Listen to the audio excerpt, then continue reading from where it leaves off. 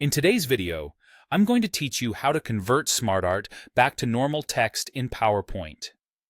Now, whether you're working on a presentation for class, a business pitch, or simply drafting a slideshow for fun, knowing how to convert SmartArt back into plain text can be extremely useful. PowerPoint's SmartArt is a fantastic tool for visualizing information in an engaging way, but sometimes simple text is exactly what's needed for clarity and simplicity. To get started, you'll want to fire up PowerPoint on your desktop.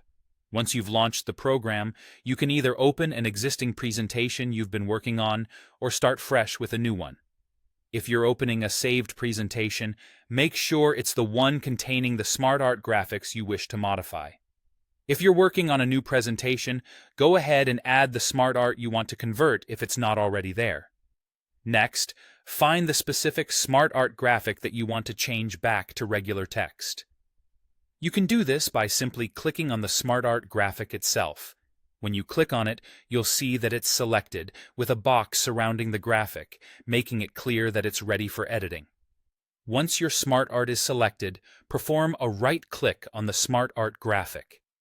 This action will bring up a contextual menu right there on your screen. Navigating through these pop-up menus can sometimes be a bit tricky, but don't worry, this step is straightforward.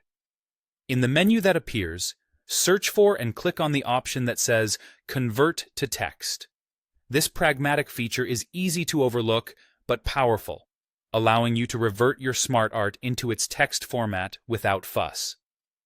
PowerPoint will smoothly transition your diagram back into individual text elements, neatly arranged and ready for further editing if needed.